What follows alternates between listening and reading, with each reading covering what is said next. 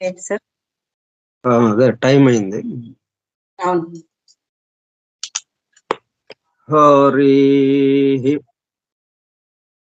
ఆ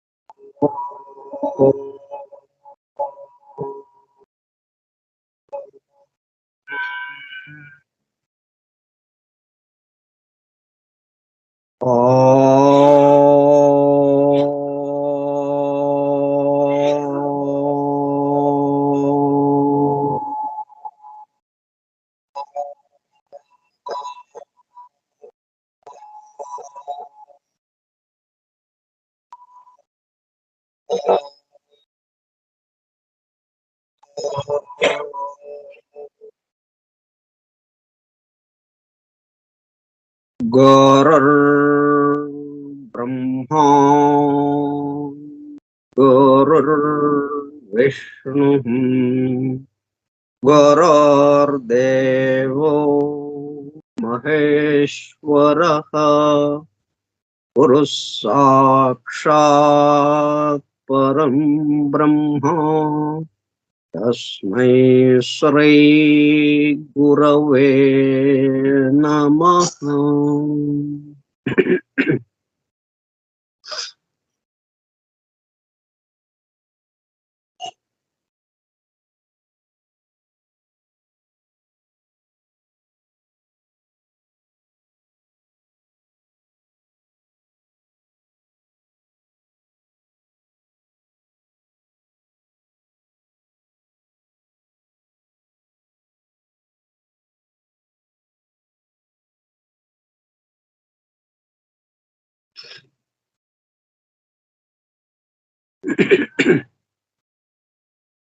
వాసుదేవ హల్లెలూయా.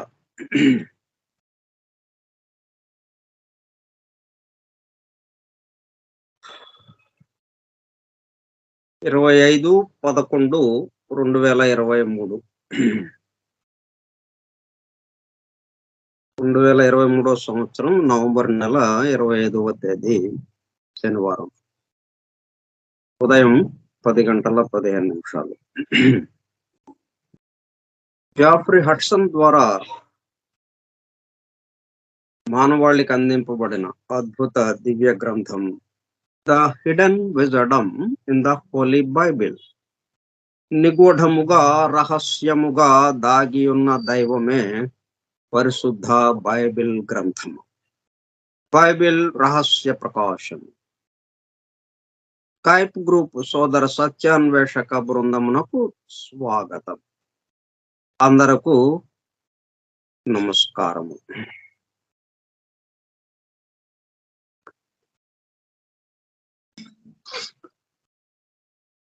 మనం దేవాలయం ఉంటుంది, దేవాలయంలో పూజారి ఉంటాడు. పూజారి ఎందుకున్నాడు అక్కడ? స్వామి ఉన్నాడు కాబట్టి. స్వామి అక్కడ ఉన్నాడు కాబట్టి ఆయనకి సేవలు చేయడానికి పూజారి ఒకళ్ళు ఉన్నారు. అట్లాగే భగవంతుడికి భక్తుడికి అనుసంధానంగా కూడా అక్కడ పూజారి ఉన్నారు. అంటే పూజారి యొక్క పని ఏమిటి? నిత్యము చేయవలసిన పూజలు ఉన్నాయి. నిత్య పూజలు, నిత్య ఆరాధనలు అవి చేస్తూ ఉంటాడు. ఎవరు వచ్చారు ఎవరు రాలేదు ఇట్లా కాకుండా ఇటువైపుకి చూడకుండా ఆయన కేసు చూస్తూ ఆయనకి చేయవలసిన సేవలు, పరిచర్యలు చేస్తూ ఉంటాడు. అంటే ఆయన్ని పెట్టడం ద్వారా అక్కడ అద్భుతమైన శక్తి తయారవుతుంది. ఆ శక్తి మొత్తం చుట్టూ పరివ్యాప్తమై అందరి మీద అది ప్రభావం చూపించడానికి, అందరూ ఆ దైవానుభూతిలోకి వెళ్ళటానికి, ఆలోచన రావడానికి అవకాశం ఏర్పడుతుంది. ఇది జరుగుతున్నది. అట్లాగే మనం ఈ అధ్యయనం దైవానికి సమర్పణగా, దైవానికి పరిచర్య చేయడంగా ఇట్లా చెప్పుకుంటున్నామంటే, దైవం ముందు ఆయన గ్రంథాన్నే మరి ఆయన ఇచ్చినటువంటి విషయాలే గదా! మనం ఆ మంత్రాల్లో ఉన్నవి. ఆ శ్లోకాల్లో గాని, ఆ మంత్రాల్లో గాని, ఆ నిత్య పూజా విధానంలో గాని ఉండేవవే. ఆయనిచ్చినవే. ఆయనిచ్చినవే. ఆ గ్రంథంలోని విషయాలని ఆయనకే మాకెంతవరకు అర్థమైంది. ఇదిగో ఇంతవరకు అర్థమైంది అని ఆయనకి నివేదించుకుంటున్నాం. నివేదించుకుంటే ఆయన వినడం ద్వారా ఏమవుతుంది, అక్కడికి ఆయన సమర్పణ భావంతో మనం చెప్పడం ద్వారా మనం ఇంకా విశాలంగా, ఇంకా వికాసం చెంది, ఇంకా ఎక్కువగా అర్థం చేసుకోవడానికి అవకాశం ఏర్పడుతుంది. అలా పరిపూర్ణంగా, పూర్ణముగా ఆయనగా మారిపోవటానికి అవకాశం ఏర్పడుతుంది. అందుకు మనం ఇట్లాగా ఎవరున్నారు, ఏంటి అనేది కాకుండా, ఆ సమయం ఒకటి పెట్టబడింది. ఆ పెట్టబడ్డ సమయానికి మనము ఆయనకి నివేదిస్తున్నాము. ఆ దైవంకి ఆ గర్భాలయంలో కూర్చొని ఆ దైవానికి నివేదిస్తున్నాం.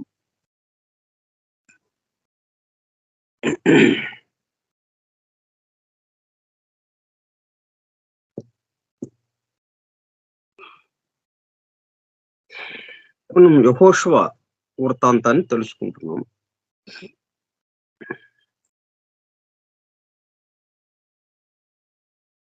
The mystical battle of Gibeon.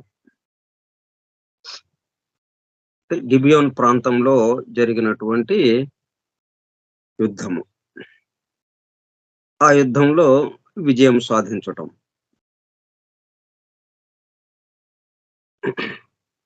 అంటే దైవ భక్తులు రక్షింపబడడం. ఆ విధంగా జరిగింది. అది మిస్టికల్ బ్యాటిల్. అంటే రహస్యముగా, నిగూఢముగా ఉన్న విషయమేంటి దాంట్లో. అది ఒకసారి జరిగిందది. వాస్తవంగా అది జరిగింది.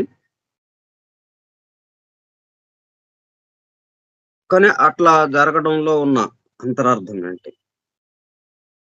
ఎందుకంటే అవి సృష్టికి సంబంధించిన విషయాలతో అనుసంధానమై ఉంటాయి. మనకి ఈ పవిత్ర గ్రంథము, ఈ బైబిల్‌లో ఇచ్చారు అంటే ఒక వృత్తాంతాన్ని, ఒక సన్నివేశాన్ని, అది సృష్టి యొక్క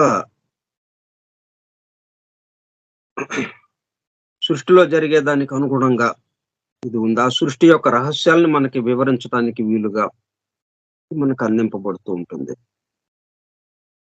దాంట్లో ఉన్న విషయం ఏంటో చూద్దాము. The description of the battle of Gibeon. ఆ గిబియోన్ ప్రాంతంలో జరిగినటువంటి యుద్ధము, ఆ యుద్ధ సన్నివేశాలు, యుద్ధము రావడానికి గల కారణం ఏంటి? యుద్ధము ఎవరెవరి మధ్యన జరిగింది? చివరికి ఎవరు జయించారు? ఆ శత్రువుల్ని ఏం చేశారు? ఆ శత్రువుల్ని సంహరించే క్రమంలో ఈ సూర్యుడు, చంద్రుడు ఏ విధంగా వాళ్ళు అలా నిలబడిపోయారు? ఇవన్నీ వివరించారు గదా దాంట్లో. Like many others in world scriptures. ఇట్లా ఇటువంటి యుద్ధాలు చాలా, చాలా గ్రంథాల్లో వరల్డ్ స్క్రిప్చర్స్ మనం ఒక్క బైబిల్‌లోనే కాకుండా మిగతా అన్ని జాతులకు సంబంధించిన గ్రంథాల్లో. మనం భారతంలో చూసుకుంటే భారత యుద్ధం. అనేక యుద్ధాలు జరిగినాయి భారతంలో. భారత ఆ ఇతిహాసం, ఆ కథలో. చిట్ట చివరికి మహాభారత యుద్ధం జరిగింది. అట్లాగా అనేక రకాలైనటువంటి యుద్ధ సన్నివేశాలు మనకి అనేక రకాలైన పవిత్ర గ్రంథాల్లో మనకు కనిపిస్తుంది. వరల్డ్ స్క్రిప్చర్స్ లో, ప్రపంచవ్యాప్తంగా ఉన్నటువంటి పవిత్ర గ్రంథాల్లో ఉన్నవి ఇవన్నీ. Maybe thus regarded as an allegory of the universal and perpetual Armageddon. ఇవి రిగార్డెడ్ యాజ్ అన్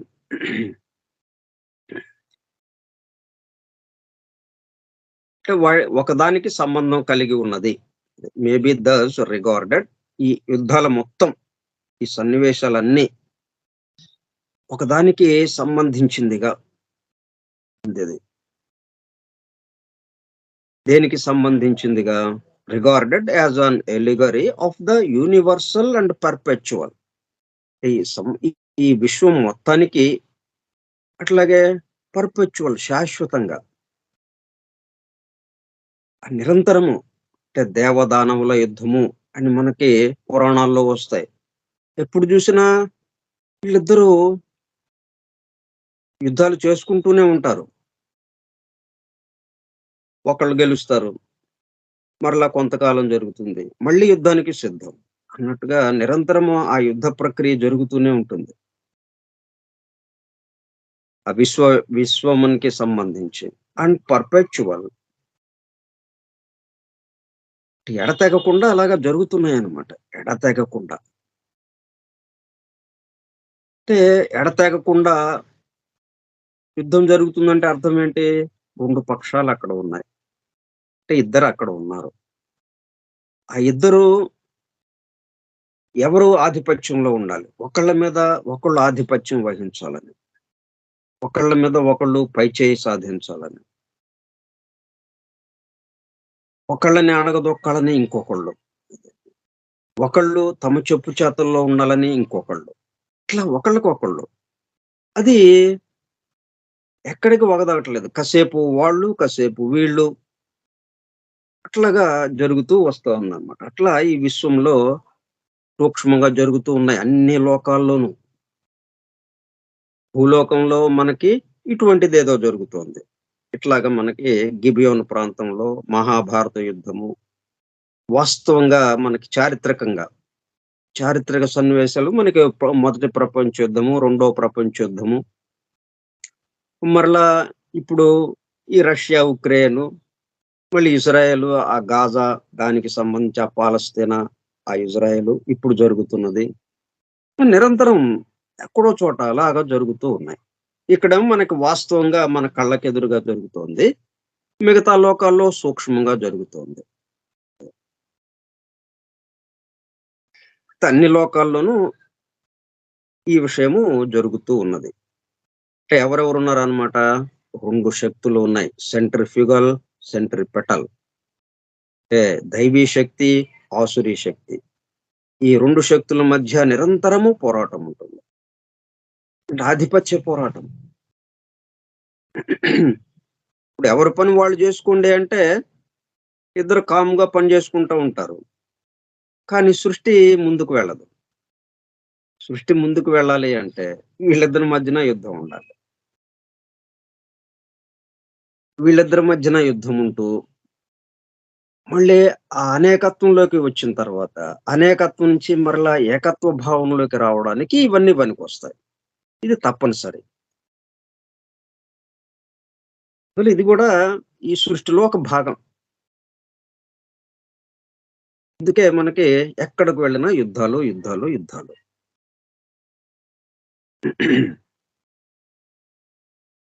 ఇట్లా అది ఎక్కడి దాకా వచ్చింది?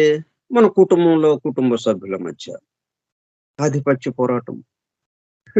భార్యాభర్త, పిల్లలు, తల్లిదండ్రులు, ఎవరికి వాళ్ళు తమ మాట వినాలి, తాము చెప్పినట్టు ఇతరులు వినాలి అన్నట్టుగా. లేతే తమ స్వేచ్ఛకి అడ్డు రాకుండా ఉండాలి అన్నట్టుగా. ఇప్పుడేంటి, కుటుంబ సభ్యులు అనేటప్పటికల్లా ప్రతివాడు, అవతల వాడు అభివృద్ధిలోకి రావాలి, వాడు ఇటేపుకి వెళ్తే వాడికి నష్టం జరుగుతుంది. అందుకని నిరంతరము మనము హెచ్చరిస్తూ ఉంటాం. దాంతో వాడికి వీళ్ళ పట్ల వ్యతిరేక భావన ఏర్పడుతుంది. ఇట్లా ఒకళ్ళకి వ్యతిరేక భావం.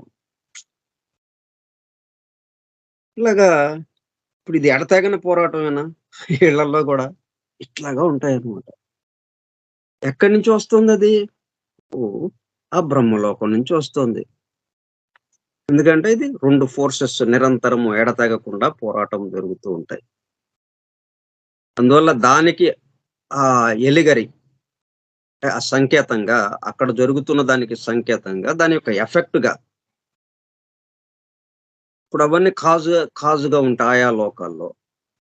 ఒక లోకంలో జరిగిన దాని యొక్క ఎఫెక్ట్ రెండో లోకంలో మీద పడింది. అది మళ్ళీ కాజుగా అయిపోయి మూడో లోకంలోకి ఎఫెక్ట్‌గా వచ్చింది. మరలా అది కాజుగా మారి నాలుగో లోకంలోకి ఎఫెక్ట్‌గా వచ్చింది. ఎందుకంటే ఎఫెక్ట్ ఎప్పుడు కాజ్ అయిపోతుంటుంది. ఎఫెక్ట్ ఎప్పుడు ఎఫెక్ట్‌గానే, కాజ్ ఎప్పుడు కాజ్‌గానే ఉండదు. కార్యం ఎప్పుడు కార్యముగానే, కారణము ఎప్పుడు కారణముగానే ఎల్లప్పుడూ ఉండదు. ఎప్పటికప్పుడు మారిపోతుంది. కారణము కార్యాన్ని సృష్టించింది. కార్యం ఏం చేస్తుంది? తను ఊరుకుంటుందా? నేను మాత్రం సృష్టించలేనా? తను కారణమైపోతుంది. ఇంకో కార్యాన్ని సృష్టిస్తుంది. అది ఊరుకుంటుందా?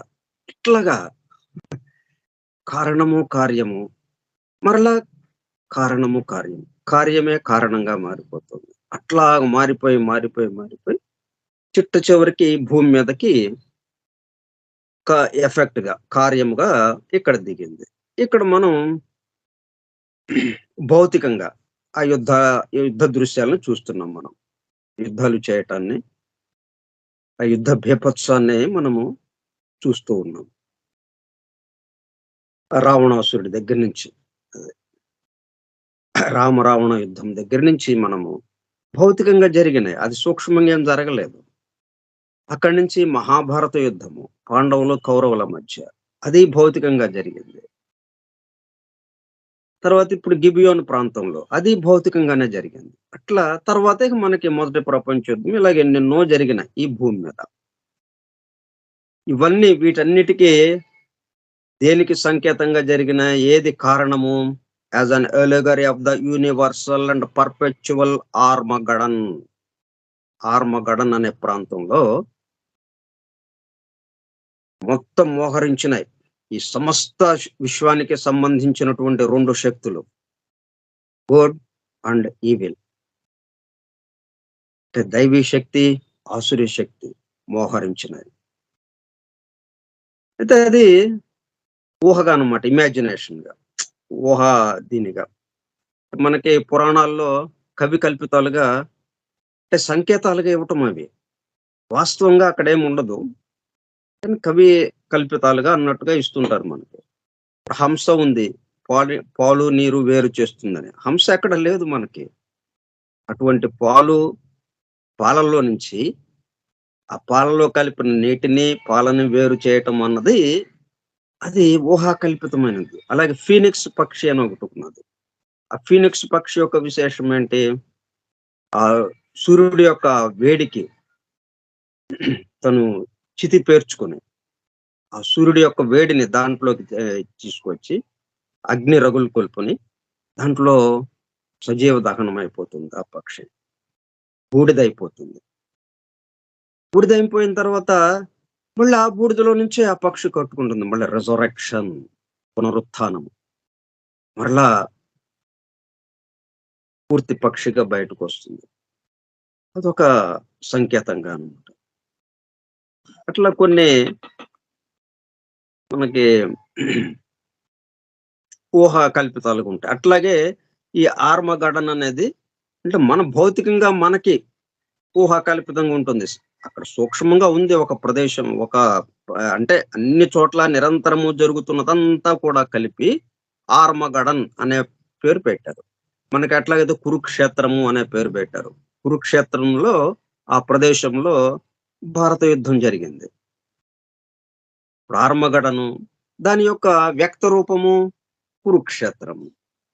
ఆ కురుక్షేత్రం గురించి మనం ఒక్కసారి చదువుకుంటే 30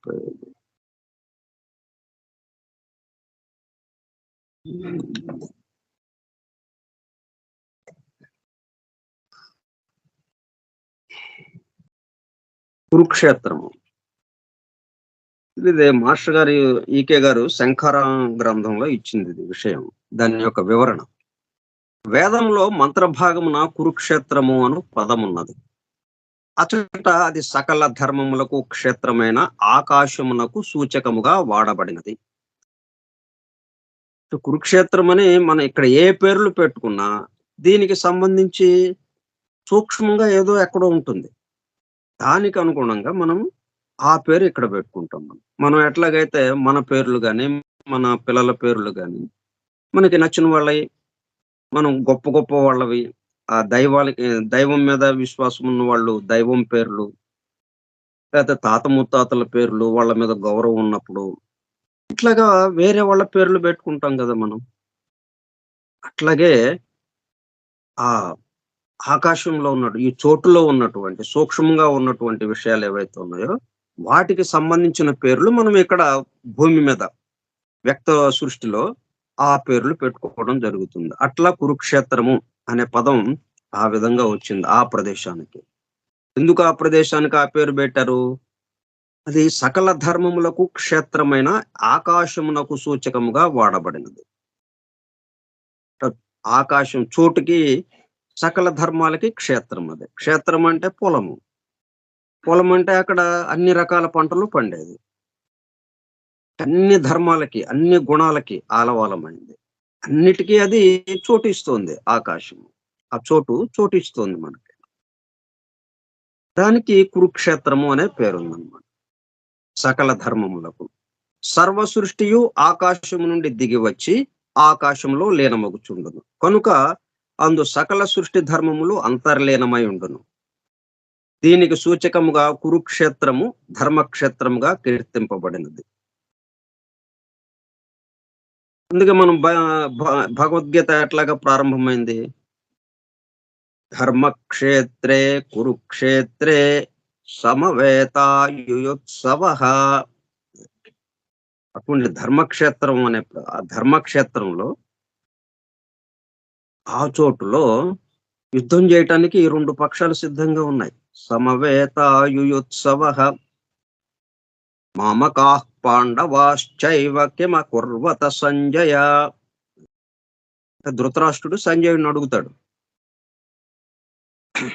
ధృతరాష్ట్రుడు ఏంటంటే యుద్ధ భూమికి వెళ్ళలేనివాడు, గుడ్డివాడు కాబట్టి, ఆయన చూడలేడు కాబట్టి ఇంకొకటి చూసేవాడిని ఇంకొకడిని అడుగుతున్నాడు అన్నమాట. ఈయన యుద్ధ భూమికి వెళ్లకుండా లైవ్ టెలికాస్ట్ గా ఆయన దివ్య దృష్టితో చూస్తూ ఆ యుద్ధ భూమిని, ఆ యుద్ధ భూమిలో జరుగుతున్న సన్నివేశాలన్నీ సినిమాలాగా ఈయనకి చెప్తున్నాడు. సినిమా కథ చెప్పినట్టుగా దివ్య దృష్టితో సంజయుడు చూస్తూ వీళ్ళు అంతఃపురంలో కూర్చుని ఉన్నారు. ఆ కోటలో యుద్ధ భూమిలో జరిగిన సన్నివేశాలని ఈయన చెప్తూ ఉన్నాడు ఆయనకి. అలా జరిగింది. అవిముక్తము అనబడు క్షేత్రమే కురుక్షేత్రము. అందు దేవయజ్ఞము జరిగినది అని బ్రాహ్మణములు చెప్పుచున్నారు. అంటే ఇద్దరి మధ్యన యుద్ధము అనేటప్పుడు కల్లా ఏంటి, ఒకళ్ళది ఆధిపత్యానికి వచ్చేస్తుంది. అంటే గుడ్ ఫోర్సెస్, ఆ దైవీ శక్తి ఆధిపత్యంలోకి వచ్చేటప్పటికల్లా మొత్తం ధర్మంగా మారిపోతుంది. అంతకుముందు ఏమైంది, ఆసురి శక్తి యొక్క అధీనంలో ఉన్నాయి, అది పైచేయిగా ఉంది. దానివల్ల అధర్మము పెచ్చిరెళ్ళిపోయింది. ఇప్పుడు ఆ ధర్మముని తగ్గించి ధర్మము పూర్తిగా సంస్థాపించటానికి ఇటువంటి జరుగుతూ ఉంటాయి. అట్లా జరిగే ప్రదేశమే కురుక్షేత్రము. అందు దేవయజ్ఞము జరిగినది అని బ్రాహ్మణంలో చెప్పుచున్నారు. అవిముక్తము అనగా హద్దులు లేనిది. ఇది ఆకాశమునే సూచించును.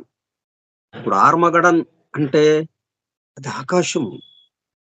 ఈ కురుక్షేత్రం అనే పదానికి ఈ ఆర్మగడన్ రెండు సమానమైనటువంటి పదాలు. అవిముక్తం వై కురుక్షేత్రం తస్మిన్ దేవయజన మానస. అవిముక్తం అనగా హద్దులు లేనిది.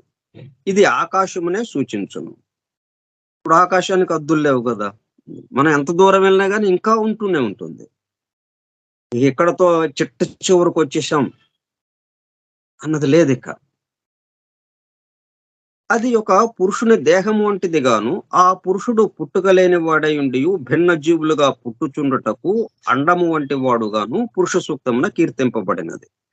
ధీరులు దానిని ఉత్పత్తి స్థానముగా చూచురనియు కిరణముల మార్గమును సృష్టికర్తలు అందు అన్వేషింతురనియు కూడా చెప్పబడినది. ఈ జీవుల ఉత్పత్తి జరుగుటకు సంకల్పముగా బయలుదేరి విడివడిన వారే దేవతలు అనబడు ప్రజ్ఞలు. వారు చేయు జగత్కర్మయే పురుష మేధమనబడు యజ్ఞముగా వర్ణింపబడినది. కనుక సృష్టి సమస్తము జరిగి జీవులు వేరై సంఘర్షణ సంభవించి యుద్ధములు సాధింపబడి మరలా లేనమగునట్టి ప్రదేశము అని కురుక్షేత్రమును పదమునకు వేదముల భావ పరంపర అర్థము. ఇంకా అక్కడికి ఎందుకు వచ్చారు ఇక? ఇంకా అటో ఇటో తాడో పేడో తేల్చుకోవాలన్నట్టుగా అనమాట. ఇంకా ఎంతకాలం ఇది ఇలాగా వేరు భావనతో, భిన్నత్వంతో, అనేకత్వంతో, ఇంకా ఫైనల్ ఇక ఈ చిట్ట చివరదనమాట. ఇంకా యుద్ధం ముగిసిపోయింది, ఏకత్వంలోకి వెళ్ళిపోవడం అన్నట్టుగా.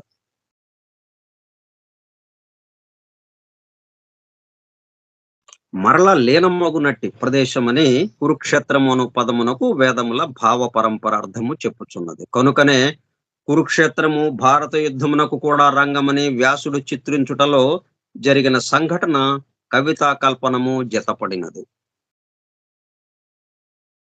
ఇట్లా ఎక్కడ ఏ సంఘటన జరిగినా దానికి సంబంధించి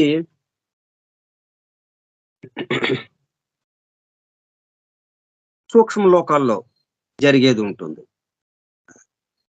దానికి దీన్ని అన్వయించుకుంటే మనకి చక్కగా క్లారిటీ వచ్చేస్తుంది. అట్లాగే మన దేహము ఒక కురుక్షేత్రం. ఇక్కడ దైవీ శక్తి, ఆసురు శక్తి మోహరించున్నాయి. Evil and good and evil forces మనలో. భౌతికత్వానికి, అనేకత్వానికి, భిన్నత్వానికి, భౌతిక సుఖాలకి, ఇంద్రియ సుఖాలకి, కామ సుఖాలకి, వీటికి ఆకర్షింపబడి ఇంకా దిగువకి రావాలి అనేది, ఆ భౌతికత్వంలోకి రావాలి అని, అక్కడే నిలబడిపోవాలన్న ఆసురి శక్తులు కాదు. మనము ఏకత్వానికి సంబంధించిన వాళ్ళం. ఈ సమస్తము దైవంతో నిండి ఉన్నది అని ఆ దైవత్వ భావంలోకి తీసుకువెళ్ళాలి అన్నది ఆ దైవ శక్తి. ఈ విధంగా రెండు, ఒకటి సెంటర్ కేసి, కేంద్రం కేసి ఒకటి, కేంద్రం నుంచి పరిధి కేసి ఒకటి, సెంట్రిఫ్యూగల్, సెంట్రిపెటల్, రెండు ఫోర్సెస్ నిరంతరము పనిచేస్తూ ఉంటాయి. ఆ రెండు ఫోర్సెస్ పనిచేయడం వల్లే ఈ సృష్టి లాగా నిలబడింది. ఇక్కడ ఏదో ఒక ఫోర్సే ఉందనుకోండి, ఒక ఫోర్స్ ఉంటే ఆసురి శక్తి ఉందనుకోండి, ఇంకా ఎలాగా భౌతికత్వానికి వెళ్ళిపోతూ ఉంటామే. ఇంకా దాన్ని ఆపేవాడు ఎవడో లేడు. ఇక దైవీ శక్తి ఉందనుకోండి, అసలు అక్కడి నుంచి బయటకే రాదు, ఇంకా సృష్టే లేదు ఇక. ఎందుకంటే అది కేంద్రంలోనే ఉండేది కదా, కేంద్రానికి ఇంకా అక్కడి నుంచి బయటకు రాదే కదా. కాబట్టి ఈ రెండు ఉంటాను. మనం బంతిని ఇసిరాము, ఇసిరితే కొద్ది దూరం వెళ్ళిన తర్వాత ఆగింది. ఎందుకు ఆగింది? ఆ రెండు ఫోర్సెస్ దాని యొక్క వ్యతిరేక దిశలో ఇంకొక ఫోర్స్ కూడా పనిచేస్తూ ఉండటం వల్ల ఈ శక్తి, మనం ఇసిరిన శక్తి ఒక ఫోర్స్ పనిచేస్తుంటే దీని యొక్క వేగానికి ముందు వెళ్తూ ఉంటుంది. అంటే దీన్ని మనం విసిరిన మరుక్షణం నుంచి దాన్ని ఆపడానికి అది ప్రయత్నిస్తుంది. ఇంకొక ఫోర్స్ వ్యతిరేకమైన దిశలో, వ్యతిరేకంగా ఉన్నటువంటి ఫోర్సు దాన్ని ఆపడానికి, నిలపడానికి ప్రయత్నిస్తుంటుంది. కానీ దాని యొక్క బలం తక్కువగా ఉండి మనం విసిరిన బలం ఎక్కువగా ఉండటం వల్ల అది బంతి పరిగెడుతూ ఉంటుంది, వెళుతూ ఉంటుంది. ఇక నెమ్మదిగా దాని యొక్క శక్తి తగ్గే కొంది అవతల దాని యొక్క శక్తి పెరిగి ఇంకా దాన్ని అలాగా ఆపేస్తుంది. ఇక బంతి అక్కడి నుంచి కదలదు ముందుకి. అట్లా ఈ వస్తువులన్నీ ఇలాగా నిలబడి ఉన్నాయంటే రెండు శక్తులు ఒకదానికొకటి విరుద్ధ శక్తులు అలాగా నిలబెట్టినాయి అన్నమాట ఇవన్నీ. అది ఇటు దోస్తుంటే ఇది ఇటు దోస్తుంటుంది. మన ఆకారం ఇలా నిలబడాలన్నా రెండు శక్తుల యొక్క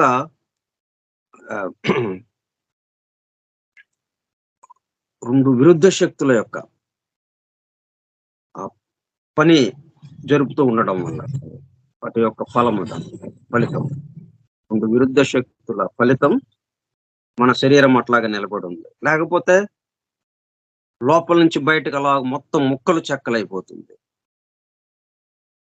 లేతే లోపలికి ఒత్తుకుపోతుంది. ఇటు బయట నుంచి ఒత్తే ఫోర్స్ ఏదైతే ఉందో, ఒత్తే శక్తి అది లోపలికి ఒత్తకుండా మళ్ళీ లోపల నుంచి బయటికి తన్నే శక్తి ఒకటుంది. బయటికి తన్ని పెట్టి ఉంచే శక్తి. అందువల్ల ఈ 2 సమంగా ఉండి మన దేహము అలాగా నిలబడి ఉన్నది. అట్లాగా ఇప్పుడు కురుక్షేత్రం అన్నా, ఆర్మగడన్ అన్నా ఆ విధంగా ఇక చిట్ట చివరిదనమాట ఫైనల్ అది. ఈ ఆర్మగడన్ అనే ప్రదేశము, కురుక్షేత్రము అన్న పదం ఎందుకొచ్చింది? ఫైనల్. అంటే మనం ఇప్పుడు 12 ఇప్పుడు ఈ క్రికెట్ ఆటలు ఆడారు. చాలా చాలా దేశాల నుంచి వచ్చారు గదా! చాలా టీమ్‌లొచ్చినాయి. ఇక ఇద్దరిద్దరు చొప్పున ఆడుకుంటూ వచ్చి చిట్ట చివరికి ఫైనల్ అన్నారిక. ఆ ఫైనలే ఈ కురుక్షేత్రము, ఈ ఆర్మగడం. దానికి సంకేతంగానే అక్కడక్కడ యుద్ధాలు జరుగుతున్నాయి మనకి అని చెప్పడం అన్నమాట. ఈ ఆర్మగడన్ అనే మాట కూడా చాలా విశేషమైనది. అంటే మనకి ఈ మాట ఎక్కడ వచ్చిందంటే బైబిల్‌లో చిట్ట చివరి నూతన నిబంధన గ్రంథానికి సంబంధించి మనకి 2 నిబంధన గ్రంథాలున్నాయి. పాత నిబంధన, నూతన నిబంధన. ఈ నూతన నిబంధన గ్రంథానికి సంబంధించి అంటే క్రీస్తు వచ్చిన దగ్గర నుంచి నూతన నిబంధన గ్రంథము. అంతకు ముందుదంతా పాత నిబంధన గ్రంథము. ఈ నూతన నిబంధన గ్రంథంలో చిట్ట చివరి అధ్యాయం. చిట్ట చివరి గ్రంథం అన్నమాట. దాంట్లో ఈ ఆర్మగడన్ యొక్క ప్రస్తావన ఉంటుంది. అంటే అపోకలిప్స్ అది. చిట్ట చివరి గ్రంథం ఏంటి? అపోకలిప్స్ అంటారు. అంటే రివల్యూషన్ ఆఫ్ యోహాన్. అంటే భవిష్యత్ వాణిని చెప్పాడు సెయింట్ యోహాన్. ఆ యోహాన్ అన్నాయన ఇంకా రాబోయే రోజులు అంటే మనకి కల్కి అవతారంలో ఎట్లాగైతే ఫైనల్ ఈ 4 యుగాల యొక్క ఈ 3 యుగాల మొత్తం ఒక చోట పే పేర్పబడి ఈ 4గో యుగంలో బాగా పేరుకొని అంటే చెత్తంతా ఒక చోట పేరుకుపోతే ఆ మొత్తం అదంతా తీసేయడానికి యుద్ధ ప్రాతిపదికన ఎక్కువ మందిని వర్కర్స్‌ని పెట్టి తీసేస్తారు చూడండి. శుభ్రం చేస్తారు. అట్లాగా యుద్ధం చిట్ట చివరి యుద్ధం అన్నమాట ఇక. అంటే 4గో యుగం కూడా పూర్తయిపోయి మళ్ళీ సత్యయుగం రాబోతుంది కాబట్టి అక్కడ ఫైనల్.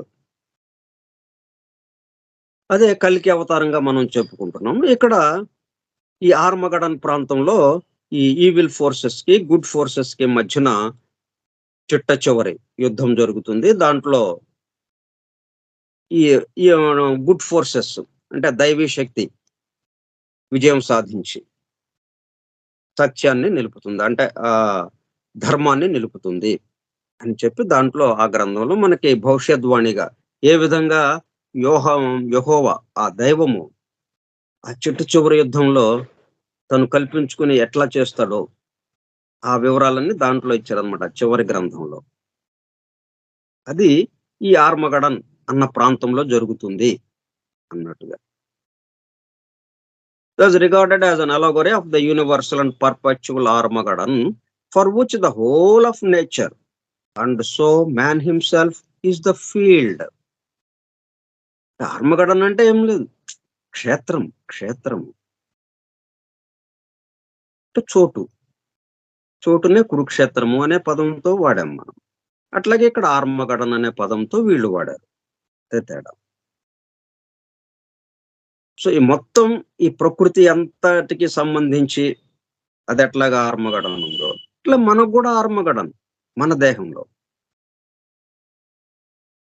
Is the field. అది అందుకే క్షేత్రము అన్నారు. ధర్మక్షేత్రే కురుక్షేత్రే క్షేత్రం అంటే పొలం.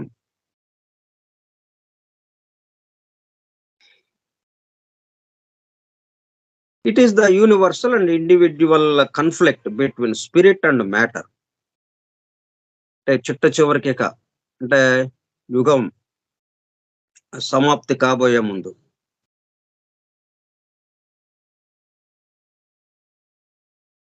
ఈ స్పిరిట్ కి మ్యాటర్ కి మధ్యన, ఆత్మకి పదార్థానికి, అంటే ప్రకృతి పురుషుడు అనే, అంటే స్పిరిట్ అండ్ మ్యాటర్, రూపము జీవము అని మనం విడివిడిగా చెప్పుకుంటున్నాం కదా. ఈ రూపము జీవానికి పెద్ద యుద్ధం వచ్చేస్తుందండి చిట్ట చివరికి. Conflict between spirit and matter.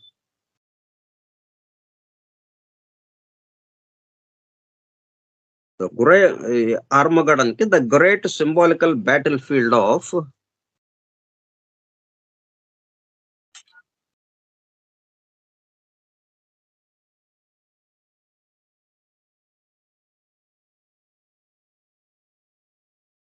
Battle field మనం చెప్పుకున్నదే.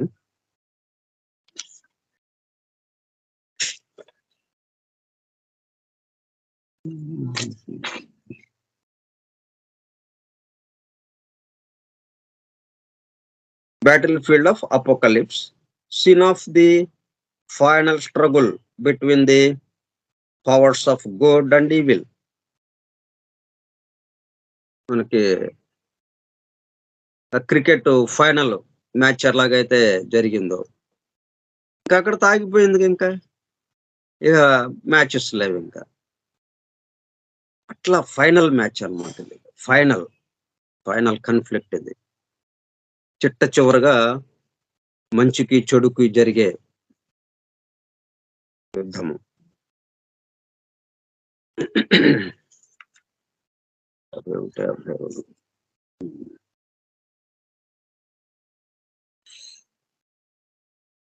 అదేంటనమాట, అది విశ్వం కానీ, ఈ విశ్వం మొత్తానికి సంబంధించి కానీ, అట్లాగే ఆ విశ్వానికి ప్రతీకగా ఉన్నటువంటి మానవుల్లో కానీ, అట్లాగే ఒక అణువులో అయినా సరే ఎక్కడున్నా కానీ ఈ రెండిటి యొక్క కలయికే కదా మొత్తం. దైవీ శక్తి, ఆసురీ శక్తి, టూ ఫోర్సెస్, రెండు శక్తుల, రెండు విరుద్ధ శక్తుల కలయికే. ఇక వాటి మధ్యన ఇక ఫైనల్ మ్యాచ్ జరుగుతుంది అనమాట.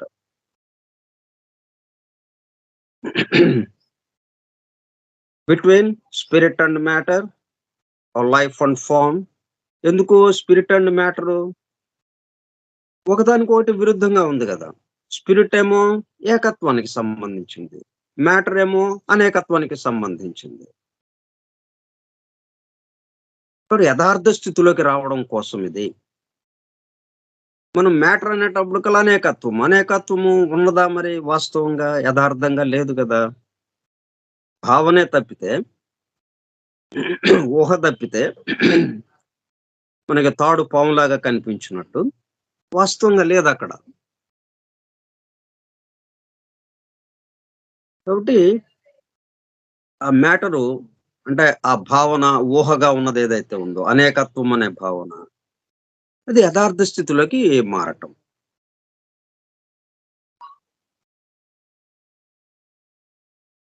Spirit and matter, life and form, రూపము జీవము, రెండు భాగాలు మనం చెప్పుకుంటున్నాం కదా.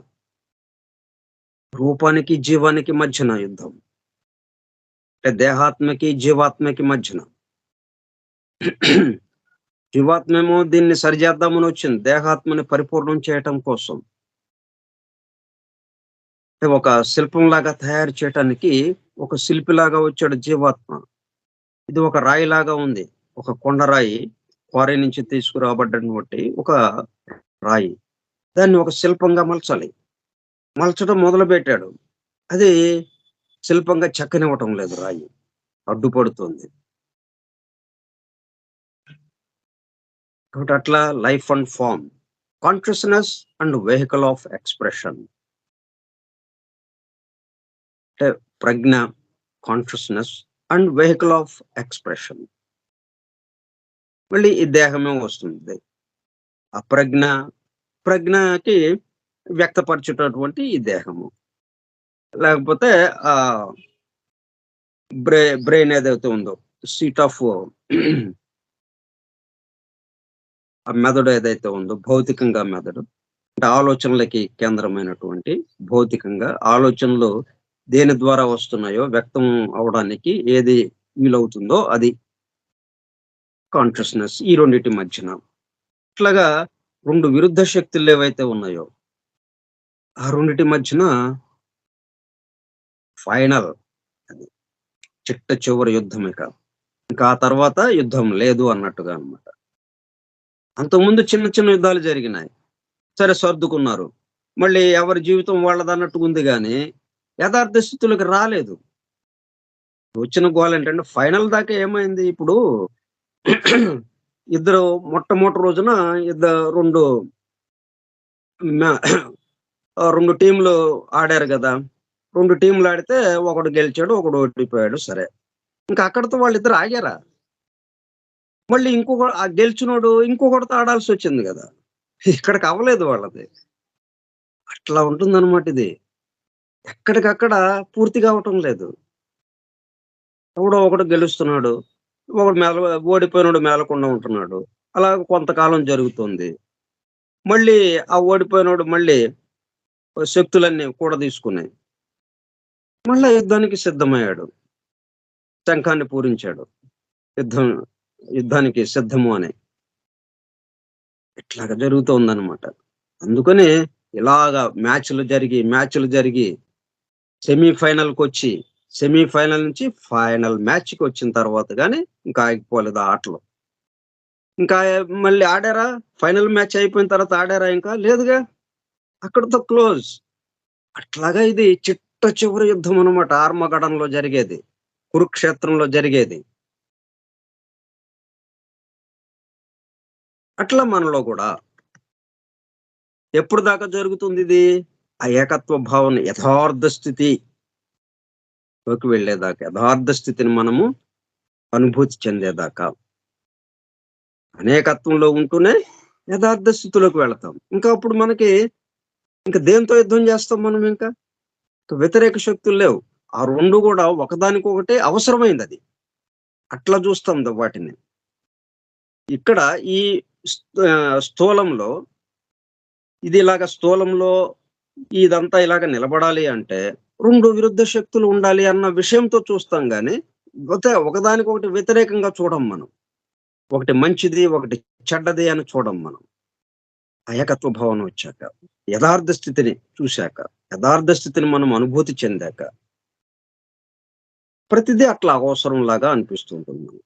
ఇంకా దేనితో గూడా మనము ఆధిపత్యము ఇది గూడా లేదింక. ఆధిపత్యం గూడా లేదు. ఎక్కడిది ఆధిపత్యం? ఉన్నది ఒకడైతే ఎవరి మీద ఆధిపత్యం ఇంకా? రెండున్నప్పుడు గదా! ఒకడి మీద ఒకడు ఆధిపత్యం అనేది. ఇక్కడ అనేకత్వం లేదు, భిన్నత్వం లేదు, వేరు భావన లేదు. ఇంకప్పుడు ఎవడి మీద యుద్ధం చేస్తాం మనం? మన మీద మనమే యుద్ధం జేసుకోవాలి. అట్లాగుండదు గదా! అదనమాట. సో, యెహోషువ personifies the man in whom that battle has been one.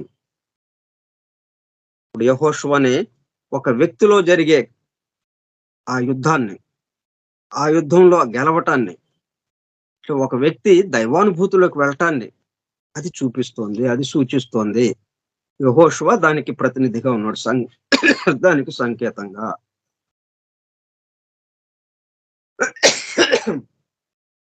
ఇంకా మిగతా విషయాలు మనం రేపు చెప్పుకుందాం. స్వస్తి ప్రజాభ్యః పరిపాలయంతాం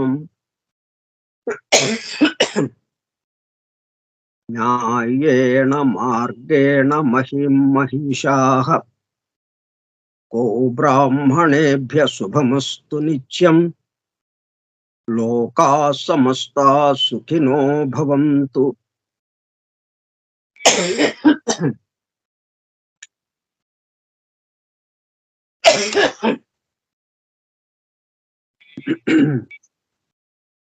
లోకాः సమస్తాः సుఖినో భవంతు. లోకాः సమస్తాः సుఖినో భవంతు. ఓం శాంతి శాంతి శాంతిః.